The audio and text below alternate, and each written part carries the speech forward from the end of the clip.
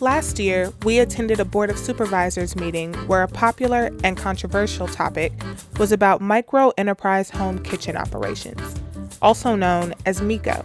I myself am a wonderful homemade cook. I have serious concerns relative to public health. I am attracted to this idea, notwithstanding the potential downsides, for a whole bunch of reasons. Essentially, it was about allowing residents to obtain a permit to sell meals cooked from their home. Think food truck, but from your house. The MEHKO has already been approved in Riverside County, so we decided to interview a home chef couple in Moreno Valley to see how it was going. This is something that we love to do because even when we do it on the weekends, I don't feel like I'm missing my weekend. It always feels like I had fun. We have actually even had people that buy food and they've told us like we have a hard job and at the end of the day, your food makes us feel better. So that alone and then just trying to just make extra money, it just all came along and that's what we're doing it here now. I grew up as a PBS kid. Like I watched free television. We didn't have cable, so I would watch all this. I would watch like Mr. Rogers and like the kid stuff in the morning. Then afterwards, it would transition to cooking channels, and I would like stay watching it. So honestly, like I just picked it up because I liked it. They're married. Yeah. So how is it working together and being married and sharing not just something that you both enjoy, but like a workplace? Well, we definitely we put on like our entrepreneur hat versus like wifey and husband moment, you know? Yeah. Husband and wife team, sometimes it could be great or it could like be the downfall. And we've only been married, what, 3 years now? 3 years. Almost 4 in April, but so we're fresh-ish, newlyweds-ish, but so far so good. Yeah. I don't know. What do you think? No, it's going good. It's going great. Do you guys both have full-time jobs? Yes. Full-time jobs, yeah. I'm an analyst at the county of Riverside. I work for emergency management, so I do like grants and stuff, budgets. And I do planning and compliance and banning, so like code enforcement and all that. I mean, these are full-time jobs, so when... It's always planned very ahead of time. Usually Friday straight after work, Yeah. I am shopping for everything. We prep like the marinades and stuff, but then we cook on Saturday morning, and then our pickup time starts at 3. So we're open like 3 to 7 for folks, and they get to pick what time they want to come by, and they pick up their food and they head out. To get permitted, we needed a food manager license. So he got a food manager license, which is what restaurant owners need to That have. one was a little hard to get. I have a food handler license. So anyone that's also working in the kitchen would have a food handler. And we can have up to 3 people with us, right? No, Yeah. us and one more person. One more person. So to do a home restaurant. And it's an online test, and there's a study guide for the food handler, and then there's also a study guide for you. But yours Yeah, is the more manager's intense. one was about 100 questions. You have to go take it at a proctored exam area where they proctor it. That one ran like 4 hours. I don't remember. It was about 10 a.m. to like 3. Okay. Yeah, it was about 4. Yeah. And mine was online, and you get a practice test online and stuff. But that one's like what? I think it was like $26. I don't know, something like that. It wasn't super expensive. Yours was more expensive than mine. How much was yours? 130. Yeah. And then they set up an appointment. I called my mental health. I'm like, I want a micro home kitchen enterprise operation. We set up a date. They canceled us the first time, but then they came the second time, so it worked out. And then they're very picky about obviously knowledge about like food temperature holding, because that's how people get sick. Usually is the big thing. It's number one thing. Number one is that, and then sanitizing. So making sure your equipment, you don't have to sanitize afterwards, and cleaning. Is there any limits on how you guys can sell your food? Yes, there is limits. We can only sell up to 30 meals a day and 60 meals a week. So they cap you. And they cap it at $50,000 a year. Yeah, I think if you're consistent, you can definitely hit that mark in less than a year for sure. So it is unfortunate that they have that cap, but I understand they want to keep it micro business or whatever.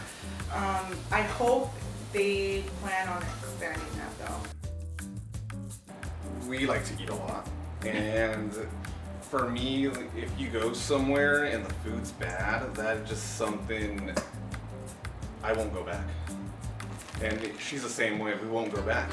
So that's another thing we take pride on, is making it really top notch and like making sure everything's like great so you do come back. I don't want you to pay and say, oh, they scammed me out of, blankety blank money.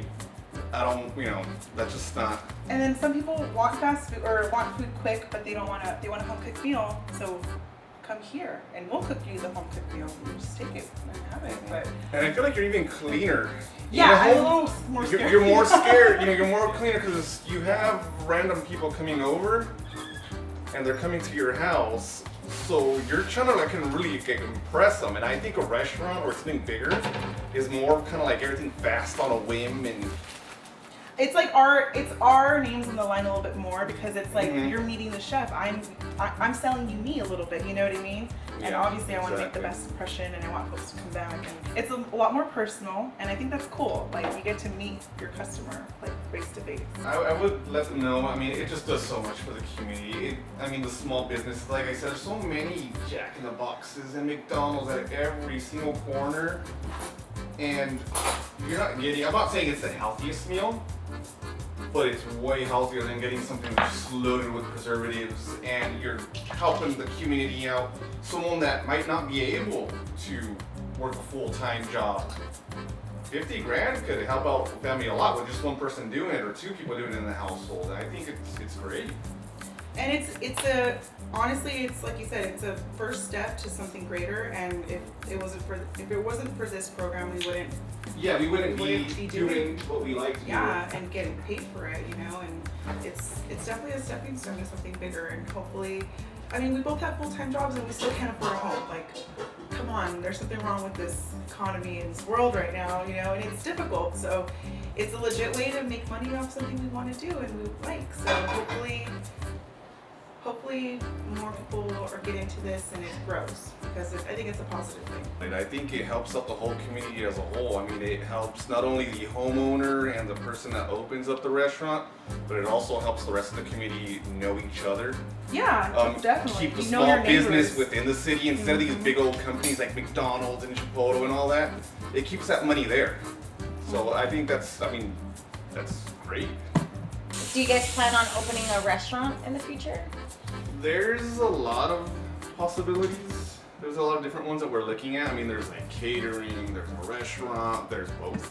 I can only imagine you have to get a bank loan, you have to find a space, you have to rent, ask for a mortgage really, kind of, right? Yeah. It was just so much that it's kind of like, well, what if this really fails? Yeah. And this was more of a dipping your toes into the water and testing it out first instead of just jumping in. It's a huge step, right? So if you don't have that financial backing, it's difficult. And then if you put all your eggs in the basket and then it doesn't happen. We don't know where we're Writing going down. it right now. It's fun right now. Right now, yeah. We don't know what it's gonna grow into. You could just be totally something different next year. People really like our barbecue sauce, so even if we went into sauce making or something, I don't know, that'd be cool We too. have no Maybe in idea, a yeah. supermarket somewhere. I don't know. How did you guys come up with your guys' menu? Because I know it's called Dulce Sueños Mexican Barbecue Okay, Cuisine. this is my favorite part. I think any Mexican family is huge on barbecuing. There's always an excuse to barbecue. Always. I love meat, I love the barbecue, and I learned a lot from my dad, from my brother, my older brother. And I always saw on TV, you got Texas style, the Carolinas, you got the Kansas City. And I thought to myself when I was telling my wife, why not a Southern California style? Why not a Mexican style? Not your regular carne asada, no. The American infusion with the Mexican infusion and toss it all up together. The cuts are American, but the style of preparing or putting it together is that's where we throw the Mexican fusion into it. But I don't know, I just think it's just stuff we grew up with and stuff we like to make and I like to eat it. So, and luckily some people like it. So we've got here our barbecue tri-tip sandwich. Torta, we have tri-tip meat, bell peppers, roasted red bell peppers, sauteed mushrooms, provolone cheese, a horseradish mayo, and our signature barbecue sauce. And then on this side we have our salsa verde tri-tip sandwich, which has the tri-tip meat, homemade salsa verde sauce, queso fresco, and pork chorizo beans. Now what we have here are our barbecue ribs. These are the St. Louis cut, what they call.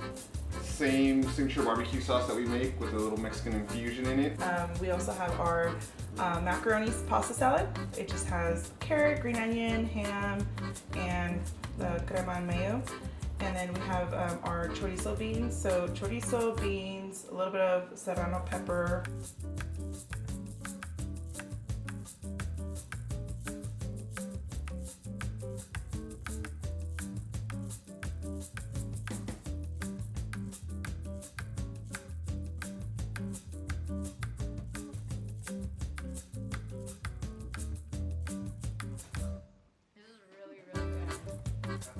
And I think people are scared because it's from a home, but I mean, there's really nothing scary about it. I mean, there's nothing at all. There's nothing different from a restaurant. And you're actually meeting the owner, you're meeting the chef. And we even have people where they're waiting on their food and they're watching the whole process as you guys are watching, and they're like, oh, okay, that's cool. And then, you know, it's just a different experience. Everyone speaks food, you have to eat. Everybody, like, it's a universal thing. And I love that. It's part of why I love food so much. It brings people together.